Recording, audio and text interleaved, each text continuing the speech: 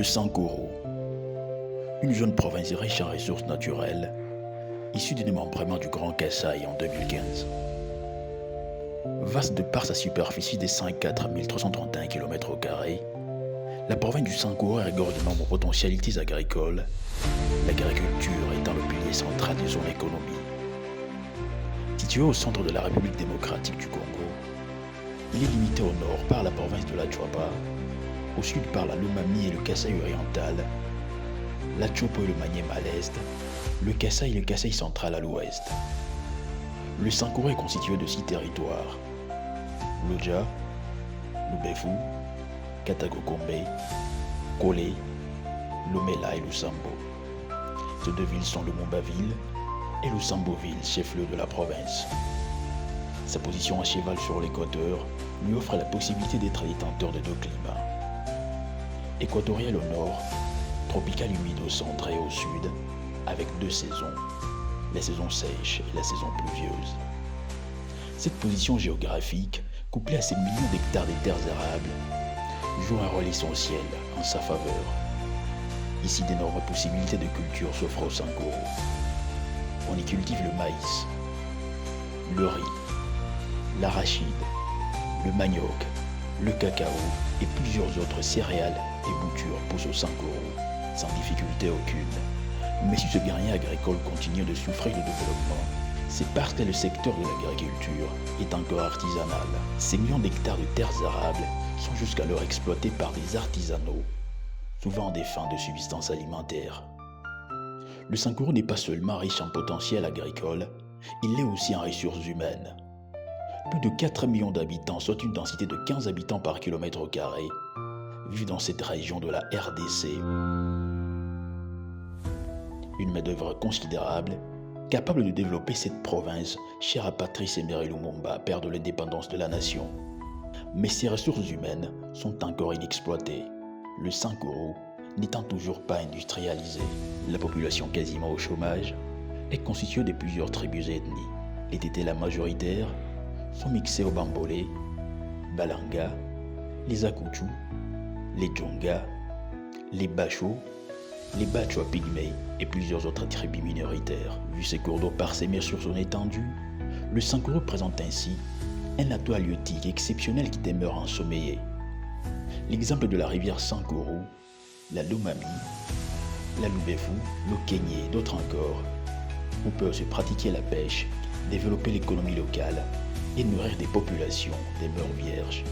Si le Sankuru regorge d'énormes potentialités agricoles, il est aussi une réserve minière inexploitée jusqu'alors. Son sous-sol est riche en métaux rares, prisés par l'Occident pour la fabrication des batteries comme le cobalt, le métal de la transition énergétique.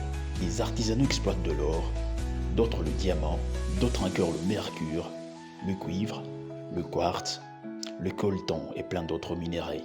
Dans cette province dite vierge, des gisements de pétrole ont été détectés et des indices de cet or noir sont perceptibles. Mais le grand paradoxe est que la production minière échappe totalement au contrôle du pouvoir public. La raison, l'exploitation minière demeure encore artisanale et l'industriel s'est fait toujours attendre.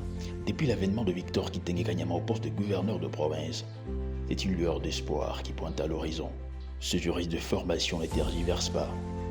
Il veut apporter un vent nouveau, au mieux, un élan nouveau, au mieux, un élan nouveau à l'économie de cette province et vendre ses potentialités. Le gouverneur Victor Kitenge a un CV riche et chargé. Il a tour à tour été administrateur de plusieurs sociétés œuvrant dans le domaine des mines et de l'énergie, directeur en charge des questions juridiques, député national de 2018 à 2023 et ne cesse d'accumuler d'autres expériences dans la gestion de la chose publique. Dans son parcours, il a conduit des négociations et abouti à la signature de plusieurs accords et autres contrats à la fois avec le gouvernement congolais et les entreprises du portefeuille de l'État congolais. Comme Patrice Emery Lumumba, il a le sang chaud. Il veut amener le Sankuru vers l'indépendance économique, attirer des investisseurs et créer des milliers d'emplois localement.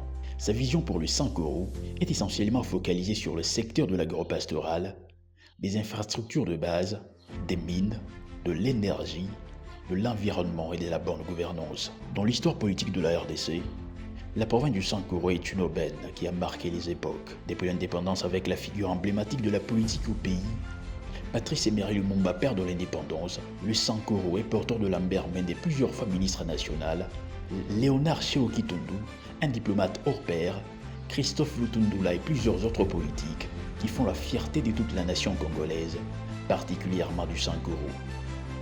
La richesse de cette province ne se limite pas seulement au secteur agricole, minier ou politique. Elle va au-delà des frontières congolaises, de par sa culture. Le Sankoro a vu naître le Kourouyaka Papa Wemba, l'une des figures les plus rares de la musique congolaise. Les artistes musiciens comme Pena Djamba, Manda Chante, Mpala Oneonga et plusieurs autres. L'histoire les plus riches sur le plan économique dans le Sankoro. Aujourd'hui, l'homme la représente quoi?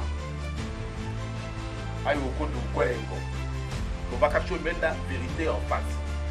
Aujourd'hui, avec la nouvelle ère des acteurs politiques, le Sankoro essaie de déployer ses forces sur tous les plans afin d'attirer les investisseurs, développer son économie et industrialiser cette région riche du territoire national congolais. Au Sankoro, des vastes étendues de terres arables attendent d'être exploitées, des gisements de minerais sommeillent encore et des milliers de main-d'œuvre restent encore au chômage. Bref, le Sankoro est une aubaine qui attend à bras le corps des investissements dans un partenariat gagnant-gagnant, comprenez par le chef de l'État et commandant suprême des forces armées congolaises Félix-Antoine Tshisekedi, dont sa vision qui met le peuple au centre du développement, sous le slogan « Le peuple d'abord ».